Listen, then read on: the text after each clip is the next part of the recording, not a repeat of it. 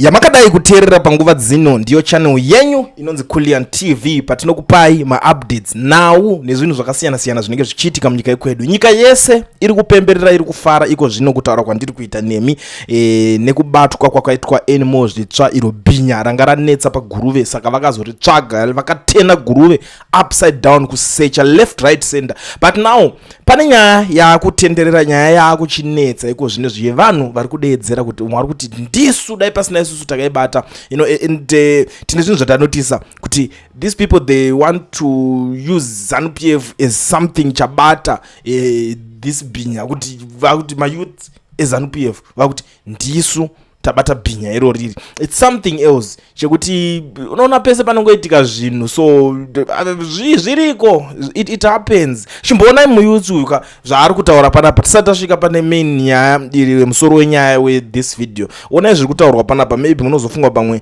ndiri kugona kunge ndiri kudhipisa, or maybe ari kutaura chokwadi, I don't know. Muone zvaakutaura this youth, because maybe anenge achitodawo kuti anga achizorewardwa. Makadi muri yeZimbabwe tarangotoita comrade Conway mudzingaitwa secretary for youth affairs Guruve district. So ndinokuzivisai kuti animals zvitsva uye mumwe wemasuspect evanhu vakakunzwa tambata nhasi eze youth wing. Mapurisa akazouya akatakabatirana nemapurisa nemasoja akazomufura, asi ise youth wing tanga tatomukomba, tinotenda mapurisa edu. So azopfurwa zvakewo kuti semunhu angauda kuti kunda akuda kutiza, but tinokuzivisai muri yeZimbabwe kuti mbondi iye taibata, nokuti isusu ndisu vagari vanaye tagara tinomuziya. Mayouth amubata tanga tiripo ma31.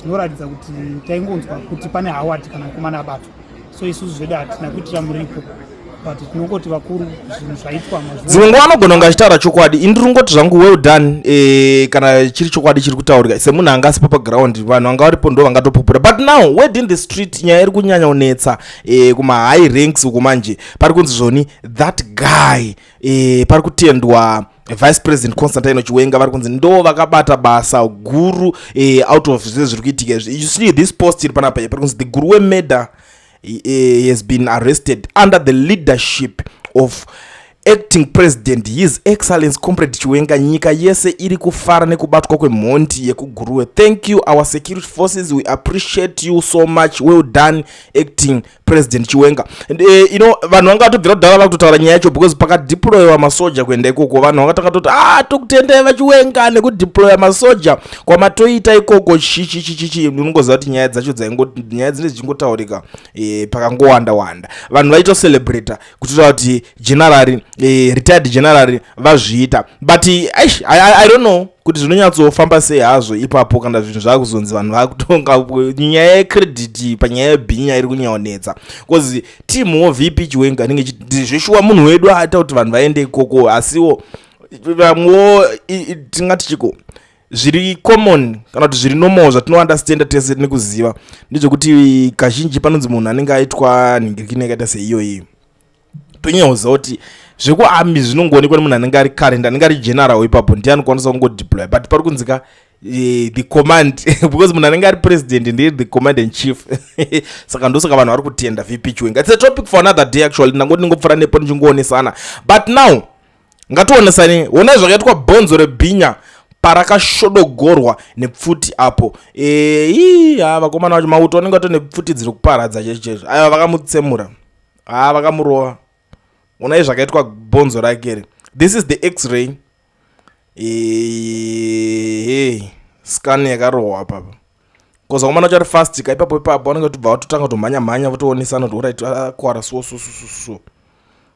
Mukomana anga achimhanya ndo x-ray yacho iyo mamirire yakaita, ende ndo zvega zvandangoti ndingopfura nepanapa ndichikuzivisai. Kana tichinge tazoona dzimwe nyaya muchaona tichingodzoka tichingokuonesai kuti nyaya dzacho kuti muzoona kuti vanhu vakuzonetsana, hamuzotadza kunzwisisa kuti zvatanga sei, because pane dzimwe nyaya dzekuti dzikatanga unotobvunza kuti kwakanaka here, ko yakutaura kuti chii, kana kuti mutanga kuti uyu zvaakutaura ari kuzviona kupi. I think in mazuva ano tinongofarira zvinhu zvinenge zvinhombo. But ndisandaenda zvangu vanhu vari muSouth Africa vanoda kuregisterwa makambani nekuvhurirwa maFNB business account vasina mawork permits kana mastudy permits, batai kambani iyo inonzi education research, ndo shasha vanokwanisa kuregistera makambani wekuvhurira maFNB business account. No work permit, no problem. Education research is the solution paproblem yako. Saka garai mavabata vakubatsirei, vanokuitira kuti kwauri ikoko ivo vari kwavariwo ikokoko. Advantage yekushanda navo ndiyoyo yacho, and vari reliable and affordable, but make sure kuti une passport chete ndokuti uite se ukwanisa kungozvibatsirikana.